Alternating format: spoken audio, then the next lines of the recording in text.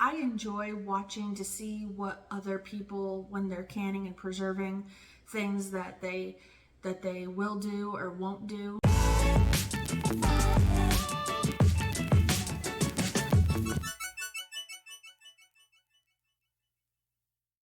Hi everyone, welcome back to my channel. My name is Kristen, and today I just wanted to go through some things that I canned last year that I would definitely can again, and some things I don't think I'm going to can again.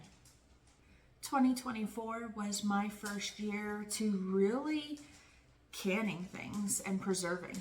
I think my very first time ever canning might have been in like 2016, 2015. And I would do like some jams and jellies, things like that. But not very many. So I don't really count it.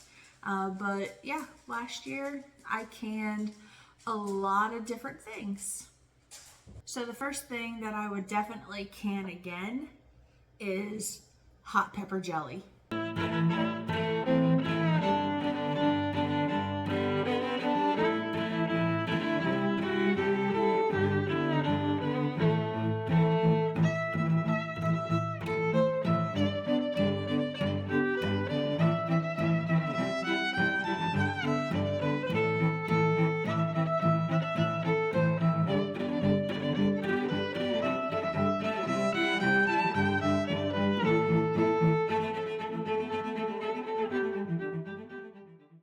I used to only like put this on top of cream cheese and crackers for Christmas, and I learned that this also tastes amazing on like air fried chicken wings. You just coat the wings in this jelly. It kind of gives almost like if you went to like a restaurant and you got like the mango habanero, you had the sweet and the spicy. So these were all peppers from my garden that I grew last year.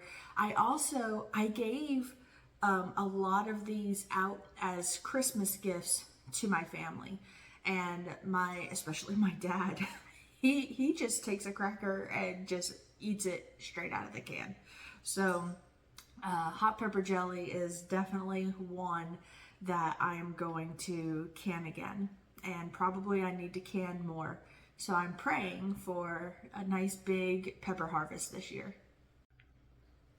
And kind of staying in line with the jelly family, something that I will not can again is Christmas jam. It's not that it tastes bad, but it has a very distinct flavor. It's made with like cranberries, orange, cinnamon, and you know, if you have it just on a biscuit, you know, it's okay. But a lot of the family just didn't care for the flavor of this jam. And I also gave it as Christmas gifts. It just wasn't that big of a hit. And so I don't think it is going to be worth my time to canning this again. Because our family, I don't do a ton of biscuits. That's maybe only a couple times a month thing. And yeah, we do peanut butter and jellies here. So all of the jelly flavors that go well with peanut butter is kind of what I focus on, and we tried this with peanut butter. It didn't taste so good. Another thing that I wouldn't can again, I think is the very first thing that I canned last year, and it was brandied cherries.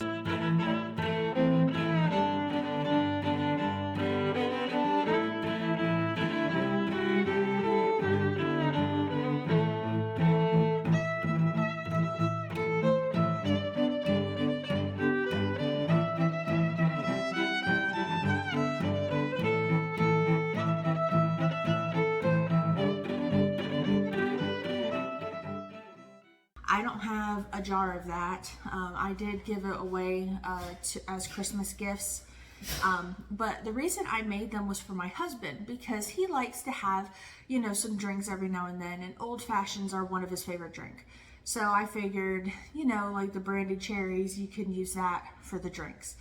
And my husband, he said the flavor of the cherries weren't so bad, but the texture of the cherries in the brandy cherries, he just didn't really care for. So, and I couldn't really figure out how else to use those brandy cherries. So for me, making brandy cherries again, probably not. And another thing that I'll be canning again is canned meat. This is venison. My husband and daughter both shot a buck on our property, and one of the ways that we preserved the meat was canning. And I mean, you're already cutting up the meat and processing the deer, and so just popping it in a jar and then popping that in the pressure cooker, easy peasy lemon squeezy. So this, and I also did canned chicken.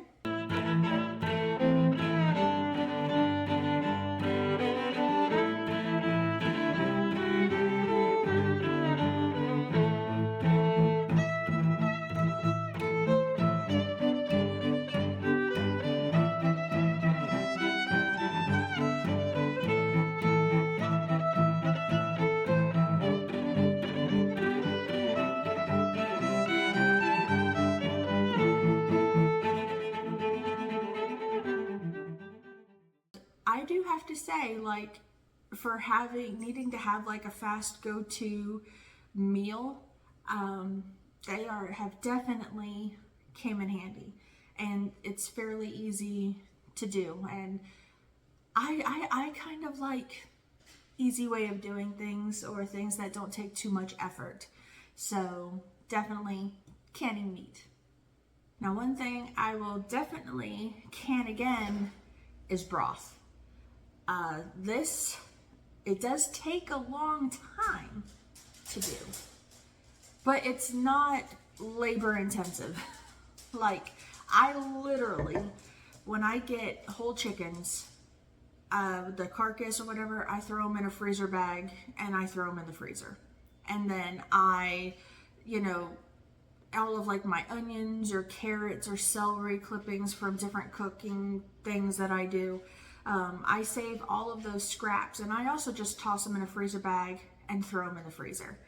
And whenever I finally have enough scraps and carcasses, I throw them all in a crock pot with water. You let them cook for like 14 hours on low, maybe even longer if you want. You strain it.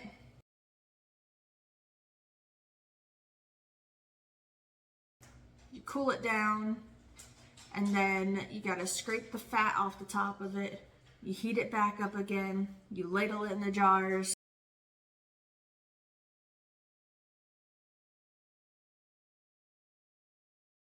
And then you pressure can it.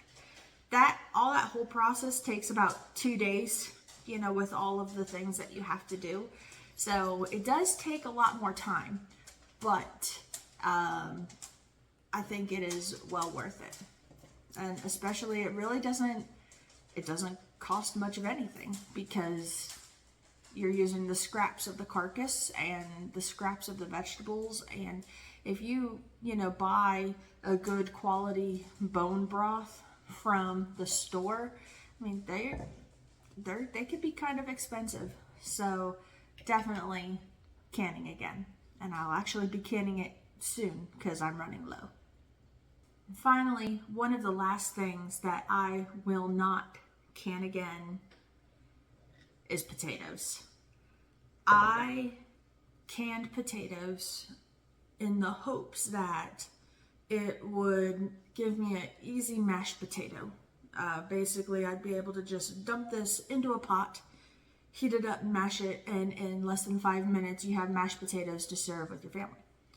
It does do that. However, it has a weird taste to it. I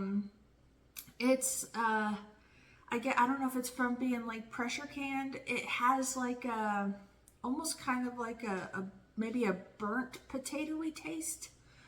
And I don't know if that's normal or not, but I'm just not a fan. This is our last jar of potatoes, so we have eaten them. We haven't let them go to waste, but there was a lot of effort to go into these potatoes. The first thing is peeling potatoes. I hate peeling potatoes. Did you know I hate peeling potatoes? I hate peeling potatoes. Peeling potatoes takes forever for me. And a lot of it is because I always somehow manage to cut myself with anything sharp. Anytime I'm in the kitchen, I have nicks all over my hands. I think I get it from my grandma. And, but yeah, so I don't like peeling potatoes. And yet, this recipe, you have to peel the potatoes. So it's going to take me a while. Um, yeah, so I don't enjoy peeling potatoes, and so not only peel them, dicing them up, but you had to like soak them in water like 500 times.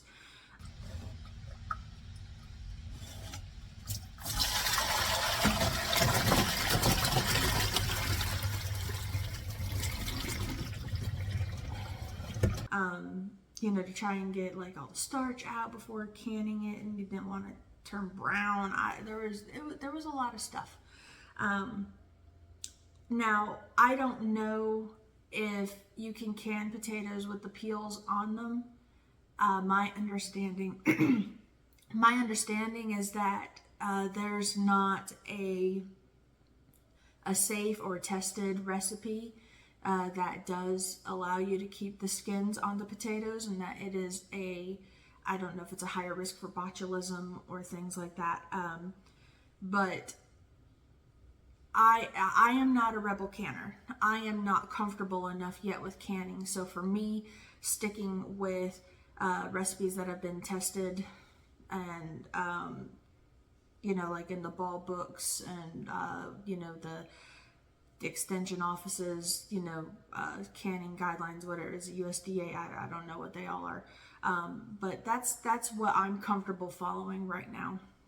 So if any of y'all happen to know if there is a recipe out there where I don't have to peel potatoes, then maybe I'm willing to try again. But for now, potatoes, no go. So that's a wrap on this week's video. I know this video is a little bit different, but I enjoy watching to see what other people, when they're canning and preserving things that they will do or won't do. And I just figured I'd throw my 2 cents out there, since I'm an experienced canner. I wouldn't say I'm a pro, but it's just things that you learn along the way, and every family is going to be different, and they're going to like different things and are more comfortable with canning different things. So, but yeah, I just wanted to throw this out there. If there are any other beginner canners out there who are interested in this, but not really knowing, you know, what would be a good thing to start with or not. So I figured I'd show what my experience was. But thank you for watching. I hope you have a blessed day. We'll catch you on the next video.